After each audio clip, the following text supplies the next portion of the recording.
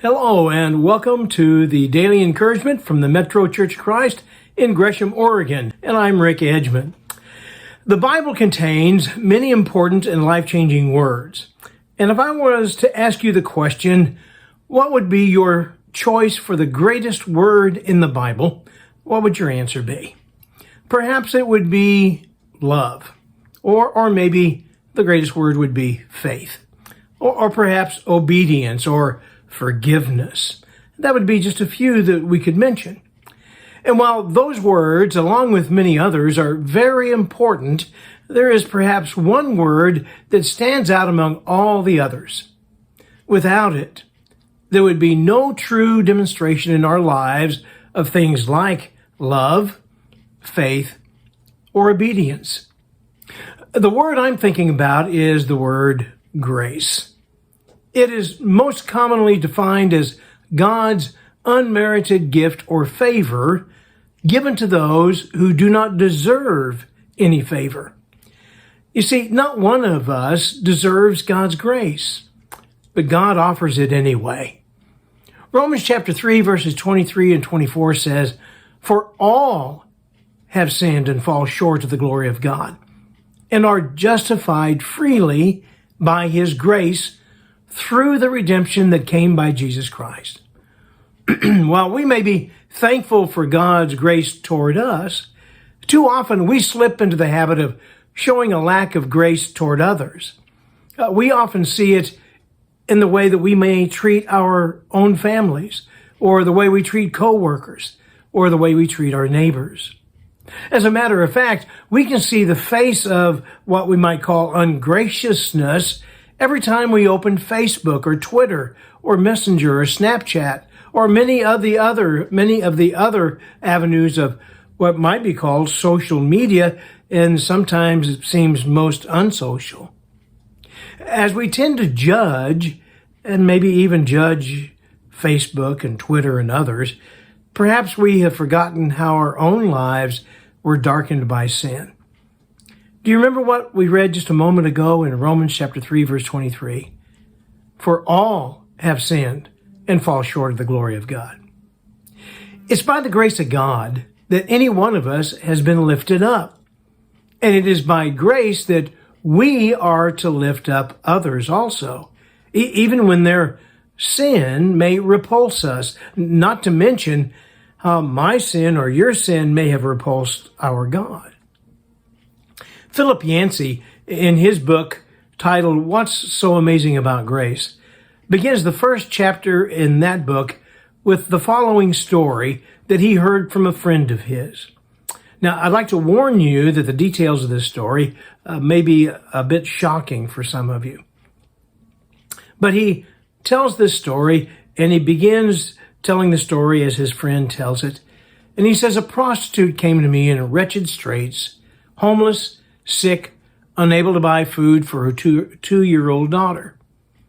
Through sobs and tears, she told me she had been renting out her daughter, her 2-year-old daughter, to men interested in sex with children.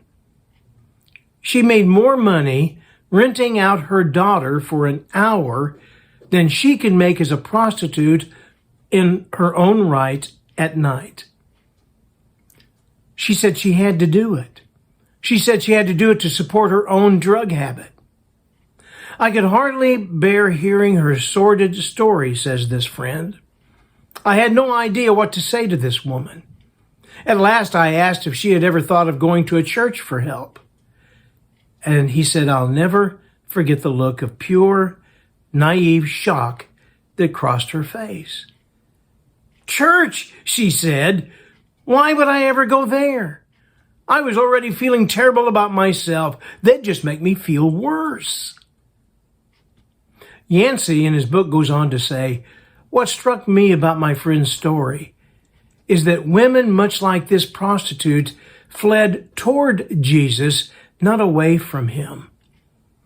The worse a person felt about herself, the more likely she saw Jesus as a refuge. And so the question is, has the church lost the gift of being gracious? In my 44 years of being in the ministry and working with 8 different congregations, I have seen times when churches have been very graceful and very loving. But it's sad to say, I've also seen times when churches have been very ungraceful toward those who desperately needed to be touched by grace. There is no doubt that we live in a world of ungrace.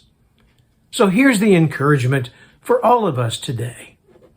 As recipients of God's grace, we are privileged to serve as ambassadors for God in grace. As believers, we have received grace, and we are encouraged to continue in grace, and we are called to testify to the grace of God. Jesus said, "As the Father has sent me, even so I am sending you." John chapter 20, verse 21. I'd like to close out this encouragement with a reading from Ephesians chapter 2, beginning with verse 1. This is a great passage. Many are familiar with it, but it tells us about the life we had prior to the grace of God and then what our life ought to be because of the grace of God. So let me begin in Ephesians chapter 2, verse 1. As for you, you were dead in your transgressions and sins, in which you used to live when you followed the ways of this world and of the ruler of the kingdom of the air, talking about Satan, the spirit who is now at work in those who are disobedient.